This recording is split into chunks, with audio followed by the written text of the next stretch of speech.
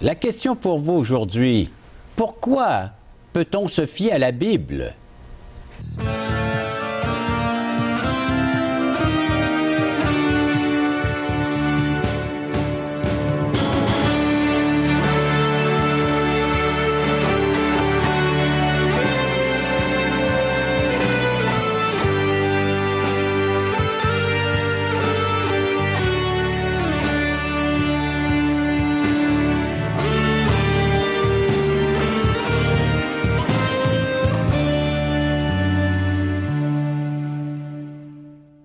Mesdames, Messieurs, pendant la prochaine demi-heure de l'émission Paroles vivantes, nous aurons le plaisir d'accueillir Robert Goulet qui va nous chanter « On t'a fait connaître aux hommes ce qui est bien ».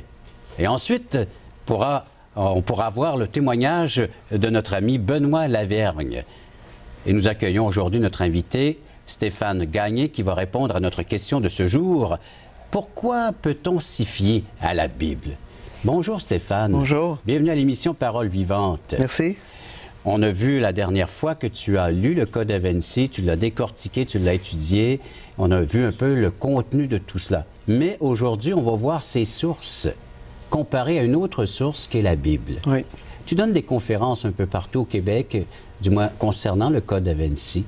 Oui, je donne des conférences, puis j'ai donné une conférence particulièrement à des adolescents, des gens du cégep, qui sont dans cette phase de leur vie où ils se questionnent. Ces personnes-là, évidemment, sont exposées à la philosophie moderne. Ils vont lire Platon, Socrate, le jeune moderne remet beaucoup en question, devient peut-être des fois un peu sceptique, même cynique, non seulement par rapport à la Bible ou par rapport au christianisme, par rapport aux idées qui circulent, par rapport à la politique. Donc, certaines conférences ont été données dans ce cadre-là. Et c'est étonnant de voir la réponse des jeunes qui constate qu'on doit fonder notre raisonnement sur des faits et non pas seulement sur une impression générale. C'est intéressant de voir que tu t'adresses à un niveau secondaire ou cégep et ces gens-là sont en train de mettre une base, un fondement dans leur vie, faire des choix.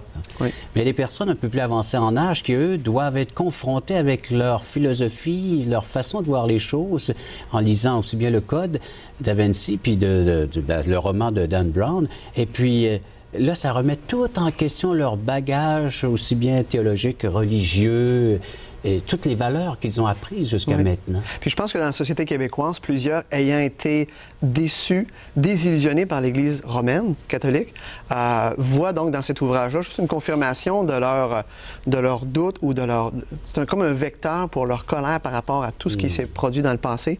Puis pour les jeunes, bien, eux autres, c'est comme, on le savait, donc on le savait que c'était pas vrai, donc, mais ils peuvent pas affirmer avec certitude qu'ils ont lu la Bible. Plusieurs veulent débattre de la question sans jamais avoir étudié les Écritures.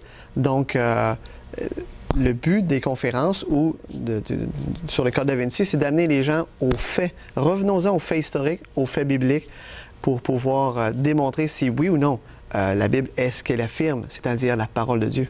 Et c'est notre sujet d'aujourd'hui, c'est ce qu'on va regarder. La Bible, c'est un livre fiable, on peut s'y fier, on peut aller épuiser des références concernant non seulement notre vie présente, mais notre vie future, c'est-à-dire notre éternité. Dieu a voulu, à travers ce livre, la Bible, 66 livres, c'est ce qu'on va regarder tantôt, que dans ce livre, Dieu a voulu nous faire connaître le plan merveilleux pour l'humanité. Que oui, nous sommes aux prises avec des problèmes, oui, il y a de la difficulté, mais Dieu apporte la solution, la seule, l'unique, et c'est ce que nous allons regarder ensemble. Alors, si vous voulez nous faire part de vos commentaires, de vos écrits, vous le faites en composant le 1-877-l'Espoir, 1-877-537-7647, afin de pouvoir répondre à votre questionnement et par le fait même de pouvoir se poser des questions futures que vous nous poserez lors de ces émissions prochaines. On reste à l'écoute et on poursuit avec le Code Da Vinci et la Bible, peut-on s'y fier? Paroles vivantes vous invite à participer à l'un des nombreux merveilleux déjeuners de l'espoir. Ces déjeuners ont lieu dans plusieurs restaurants réputés de la région et vous sont offerts gratuitement. Venez entendre le témoignage d'une vie transformée par la puissance de Dieu. Pour connaître les détails concernant l'endroit, la date et l'heure pour votre région, composez le 1-877-537-7647 ou notre site web www.espoir.ca.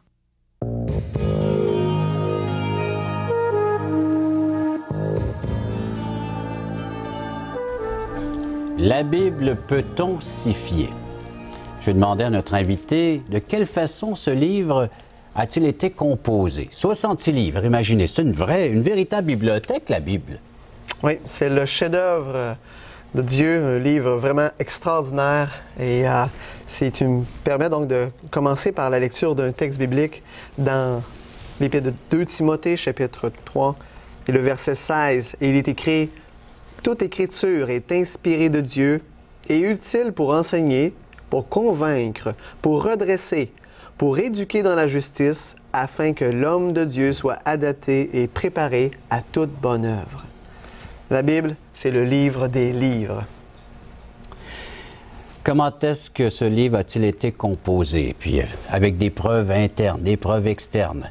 Parle-nous du contenu de ce livre. La Bible, c'est un livre extraordinaire, comme vous avez dit, avec 66 livres différents. C'est vraiment le best-seller universel.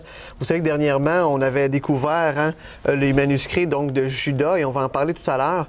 Et j'aimerais dire que Dan Brown, j'aimerais vous lire une citation de Dan Brown dans son livre qui dit concernant la Bible n'a pas été transmise par fax céleste. La Bible est une œuvre humaine. Et j'aimerais plus démontrer que la Bible n'est pas une œuvre humaine, mais que c'est vraiment la parole de Dieu. Des fois, on utilise le mot « le canon » pour décrire l'ensemble des livres qui sont inspirés de Dieu. Dans Galates chapitre 6, le verset 16, on parle de canon comme étant une règle. C'est juste une mesure pour nous aider à voir quels sont effectivement les livres qui étaient inspirés de Dieu ou non. Alors, il y a des preuves à l'interne. Si je prends la parole de Dieu et je regarde à l'interne, on pourrait regarder plusieurs textes, des paroles de prophétie, dans 2 Pierre, chapitre 3, verset 16, où Pierre reconnaît l'inspiration de Paul. On a dans 1 Timothée, chapitre 5, verset 18, où on emploie dans le Nouveau Testament des textes de l'Ancien Testament. Il est évident pour un étudiant sérieux que dans la parole de Dieu, il y a un réseau d'interconnexion qui dépasse la capacité humaine de concevoir un livre de cette qualité, de cette grandeur, de ce spectre qui part de la Genèse, de l'origine du monde, jusqu'à la fin du monde et même au début de l'éternité. Est-ce qu'on y retrouve toute la vérité? On retrouve toute la vérité concernant le salut en Jésus-Christ. Il est évident qu'il y a des sciences comme la chimie, la physique, qui comportent des vérités. Mais la Bible contient toute la vérité essentielle sur la personne de Dieu, sur le problème majeur de l'homme, sur l'origine du monde, l'origine des langues, l'origine du mal. Et Dieu donne le nécessaire pour que l'homme puisse être en communion avec son Créateur. Donc, nous avons ça dans l'Écriture, nous avons donc des preuves à l'interne, nous avons également des preuves externes à la Bible, des écrits des pères de l'Église. On a énormément d'écrits d'hommes du 1er, 2e, 3e siècle qui citent abondamment les Saintes Écritures, qui attestent que ce livre est un livre qui est extraordinaire. Et Dan Brown s'y attaque d'une certaine façon. Oui, dans le livre de Code da Vinci, il est évident que Brown est toujours en train de saper l'autorité de la parole de Dieu. Il dit à un moment donné, par exemple, que la Bible sert de boussole à centaines de millions de personnes sur la Terre, au même titre que le Coran, la Torah ou le canon de Pali. Dans les affirmations du Code da Vinci, on est souvent en train de discréditer la parole de Dieu pour donner place à d'autres écrits qui circulaient, des écrits qu'on appelle apocryphes et qu'on définira tout à l'heure. Il y avait une raison pour laquelle, à l'époque des apôtres et ensuite des pères de l'Église, plusieurs raisons pourquoi on a commencé à sélectionner les documents qui étaient les véritables documents inspirés de Dieu. Et je vous donne 5 raisons. Première raison, les livres qui existaient étaient considérés comme prophétiques par l'Église. On a ça dans 2 Pierre, chapitre 3, versets 15 et 16. Les gens savaient que Dieu avait donné des livres pour aider l'Église. Deuxièmement, les gens avaient besoin d'avoir le livre dans leur possession.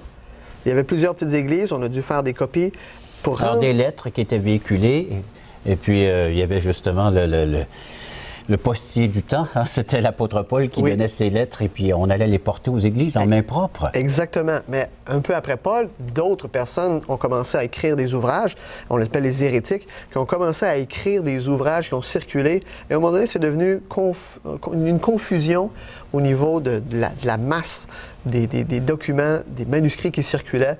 Et il a fallu faire une sélection, on va le voir après ça. Il y avait aussi un besoin missionnaire. On allait prêcher l'Évangile dans différents pays. Et à un moment donné, on devait vraiment s'assurer que c'était la parole de Dieu qu'on Il y avait avait. une église conquérante là, qui accomplissait le mandat pour laquelle elle existait. Le Seigneur a dit, allez parmi toutes les nations, prêchez la bonne nouvelle et enseignez-leur tout ce que je vous ai prescrit. Alors donc, oui, il fallait ces copies de lettres et les distribuer aux missionnaires afin qu'ils aillent propager la bonne nouvelle. La bonne nouvelle qui venait du Seigneur et non pas une bonne nouvelle inventée par monsieur ou madame X. La pression des persécutions aussi a fait qu'à un moment donné, tu devais mourir, vivre ou mourir pour des textes sacrés. Et les gens voulaient savoir quels étaient les véritables écrits inspirés par le Seigneur Jésus, par Dieu, au niveau des prophètes et des apôtres. Et tantôt, tu nous as glissé le mot apocryphe. Tu peux nous en parler davantage? Les apocryphes, c'est des écrits cachés, des écrits qui sont en dehors donc des écrits bibliques. Évidemment, vous avez plusieurs genres d'écrits qui existaient à la période des apôtres puis des pères de l'Église. On parle des 200-300 premières années. Vous avez des écrits des pères de l'Église qui sont un peu comme les écrits des ministres ou des présidents, qu'on pourrait dire aujourd'hui. Vous aviez de la littérature qui existait comme des romans historiques. Vous aviez également de la littérature religieuse, théologique. Mais vous aviez des écrits aussi hérétiques qui circulaient. Les apocryphes sont des livres qui sont écrits en parallèle aux écrits canoniques que nous avons. Rappelez-vous, quand je dis canon, c'est liste de livres inspirés par Dieu. Et il y avait des critères pour identifier quels étaient les livres. Tu peux nous en parler? Quels sont ces critères sur lesquels on s'est basé pour former le canon des Saintes Écritures? Alors, je dois dire en partant que c'était plus que juste un vote à main levée. Vraiment, là, chacun pouvait... Il y avait des critères particuliers. Le premier critère, c'était l'inspiration puis l'apostolicité, c'est-à-dire, est-ce que cet écrit-là a été écrit par un proche du Seigneur Jésus, des apôtres, des gens qui ont côtoyé le Seigneur? Deuxième chose, l'ancienneté de l'écrit. Si vous avez un écrit qui a été écrit dans les années 500, c'était douteux. Les écrits devaient être très, très près de la période où s'étaient produits les événements. Troisième critère, l'orthodoxie, c'est-à-dire, est-ce que c'est droit selon la vérité? Alors, on devait se fier au contenu théologique.